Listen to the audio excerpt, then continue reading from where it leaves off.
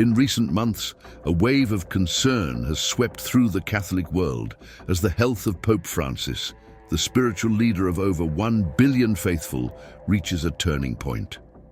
At 88 years old, the pontiff faces a medical battle that could determine not only the future of his papacy, but the fate of the Catholic Church in an era of change. Recent reports from Rome paint an alarming picture: a respiratory crisis that evolved from simple bronchitis into double pneumonia, signs of kidney failure, and severe anemia requiring blood transfusions. Are we witnessing the twilight of one of the most transformative papacies in modern history, or will Francis's unshakable strength carry him through yet another obstacle? Stay until the end, because we will reveal stunning details about his current condition and what it could mean for the Vatican. Pope Francis's health has been a recurring theme since he ascended to the throne of St. Peter in 2013. Born Jorge Mario Bergoglio in Argentina, he already carried a significant medical history, including the removal of part of a lung in his youth due to an infection. Over the years, he has faced recurring bronchitis, chronic knee and back pain that led him to use a wheelchair, and even a fall that left visible marks, such as bruises on his chin and forearm. But now, in March 2025, the situation is different. What began as a common respiratory issue quickly escalated into a condition that doctors describe as extremely delicate. Admitted to Gemelli Hospital after a severe asthma attack, Francis is battling a complex lung infection that has compromised both lungs, a potentially lethal risk for someone of his age and history. Meanwhile, blood tests revealed a low platelet count and alarming hemoglobin levels, pointing to anemia requiring urgent interventions. The Vatican, though cautious, does not hide the severity. The Pope is under intensive care, receiving supplemental oxygen and aggressive treatments with antibiotics and cortisone. Despite this, he insists on maintaining his responsibilities, writing messages to the faithful and reviewing documents from his hospital bed.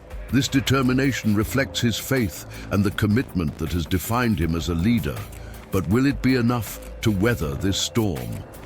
If you're following this story and want to stay updated on every development regarding Pope Francis and the future of the Catholic Church, don't forget to subscribe to the channel and turn on notifications. We'll dive deep into the details of this crisis and bring you the latest analyses straight to your screen. Pope Francis's health crisis began to take on dramatic contours in mid-February 2025, when he was hospitalized after experiencing breathing difficulties during an audience at the Vatican. Initially diagnosed with bronchitis, the condition evolved into double pneumonia caused by a combination of viral, bacterial, and even fungal infections. A perfect storm, challenging even the best specialists. In Francis's already weakened lungs, the infections spread rapidly, requiring continuous respiratory support. Doctors report that the risk of sepsis, a systemic complication that can be fatal, looms like a shadow, though it has not yet materialized. Meanwhile, the Pope's kidneys are showing early signs of failure, a condition that, in a younger person, might be manageable. But in an 88-year-old man with a compromised immune system, it poses a real danger. To combat the anemia detected in recent tests, he underwent blood transfusions, a procedure that temporarily stabilized his oxygen-carrying capacity, but does not address the root of the problem. Despite the severity, Francis remains lucid, keeping up with events and sending messages of hope. In a handwritten note, he thanked the faithful for their prayers and said he is trusting in the treatment and God's will. This serenity, however, contrasts with the tension in the Vatican's corridors, where sources close to the Holy See describe an atmosphere of extreme concern. Throughout his pontificate, Francis has never shied away from the idea of resignation. Inspired by his predecessor, Benedict XVI, who stepped down in 2013 due to age and declining health, He has publicly stated that stepping down is a valid option for a pope who can no longer fulfill his duties. In 2022, he revealed that he signed a resignation letter shortly after his election, stored away for use in case of severe incapacity, a document whose contents remain secret but signal his foresight. Now, with his health in a critical state, the inevitable question arises: will he hold on, or are we approaching a historic moment of transition?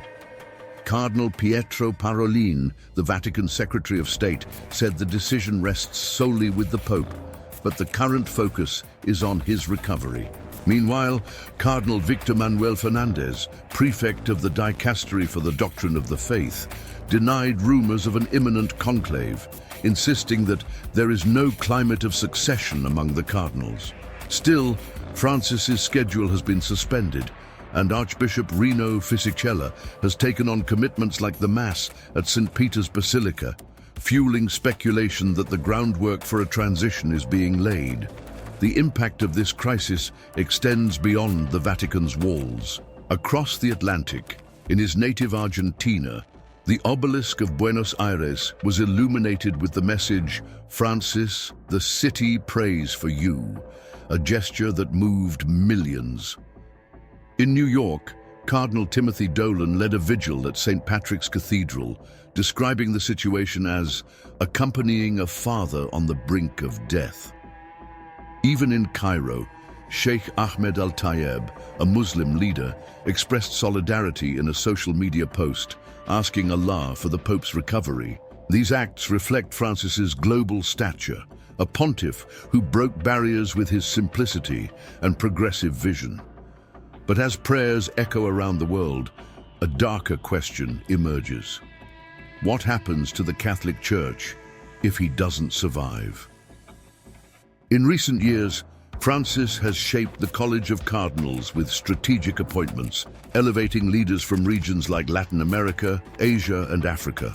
Figures like Cardinal Ignace Bessi Dogbo of Côte d'Ivoire, who suggested the possibility of an African pope, and Lima's Archbishop Carlos Gustavo Castillo Matasoglio, a controversial reformist, represent his bet on a more diverse and inclusive church. However, there is resistance. Conservative cardinals like Gerhard Müller openly criticize his reforms, and a conclave could expose these divisions, determining whether the next pope will follow his vision or roll back his changes. Even amid fragility, Francis continues to leave his mark. His reforms to papal funeral rites, eliminating ostentatious traditions in favor of a simple ceremony at Santa Maria Maggiore Basilica, show his determination to be remembered as a people's pastor. His recent appointments, such as extending the tenure of 91-year-old Cardinal Giovanni Battista Re as Dean of the College of Cardinals, and 81-year-old Cardinal Leonardo Sandri as Vice Dean, indicate a preference for stability in uncertain times. Meanwhile, names like Timothy Radcliffe, a progressive Dominican, signal that his modernization agenda remains alive. But the clock is ticking. Each day brings new updates on his condition, and doctors maintain a cautious prognosis. Will the faith and resilience that have sustained him for over a decade save him once more? Or are we witnessing the final acts of a leader who transformed the Church against all odds? This story is far from over, and Pope Francis's fate continues to capture the world's attention. If you want to follow every twist of this saga and understand how it might reshape the Vatican's future, leave a like, subscribe to the channel, and turn on the bell. In the next part, we'll explore what could be the biggest turning point in the Catholic Church's recent history. What do you think? Will Francis overcome this crisis, or are we on the brink of a new era? Drop your comment below. We want to hear from you.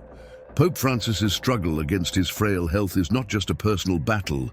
It's a drama that reverberates through over 1 billion Catholics and beyond, challenging the Church to face an uncertain future. As he remains hospitalized at Gemelli Hospital in Rome in March 2025, at 88 years old, the world watches with bated breath. The double pneumonia compromising his lungs, the early kidney failure, and the severe anemia requiring blood transfusions paint a grim picture, but the pontiff's spirit remains a force few can ignore. He continues to review documents, send messages to the faithful, and maintain a semblance of serenity that inspires hope, but also raises the question, how long can he hold on?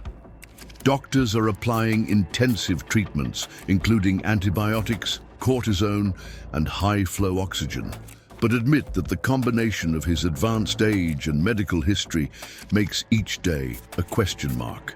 Are we facing a miracle in the making, or the inevitable twilight of a leader who changed the face of the Church?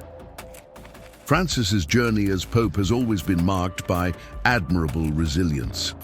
Since his election in 2013, he has faced health challenges that would have felled many. The removal of part of a lung in his youth left him vulnerable to respiratory infections, and frequent bronchitis over the years tested his endurance. More recently, chronic knee and back pain confined him to a wheelchair, while falls left visible bruises on his chin and forearm. Clear signs of a body no longer keeping pace with the vigor of his mind and faith. Yet he never shirked his responsibilities, refusing to yield to the weight of age. His latest message, penned from his hospital bed, reflects that determination. I thank you for your prayers and follow the treatment with trust in divine will. For many, this is the essence of Francis, a man who faces adversity with humility and strength, a shepherd who doesn't abandon his flock even as the ground beneath him seems to crumble. But the gravity of the current situation is undeniable. The double pneumonia afflicting him is no ordinary infection. It's a storm of viral, bacterial, and fungal agents that have ravaged his already fragile lungs. The risk of sepsis, a systemic infection that could swiftly turn fatal, keeps doctors on high alert. Additionally, early signs of kidney failure complicate the picture, while anemia demands constant interventions to keep his oxygen levels stable. In a younger person, these conditions might be manageable, but in an 88-year-old with a compromised immune system, they form a lethal threat. The Vatican, though optimistic in its public statements, cannot conceal the internal tension. Sources close to the Holy See speak of an emergency atmosphere, with closed-door meetings and contingency plans being discussed in secret. Archbishop Rino Fisichella has taken on commitments like the Mass at St. Peter's Basilica, while Francis's schedule remains indefinitely suspended. Signs that even if resignation isn't on the table now, the possibility of a transition is being contemplated.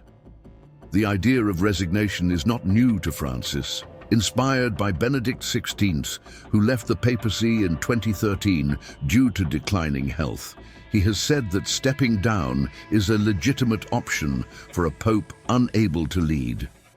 In 2022, he revealed the existence of a resignation letter signed shortly after his election, handed to then Secretary of State Cardinal Tarcisio Bertone, to be used in case of severe incapacity.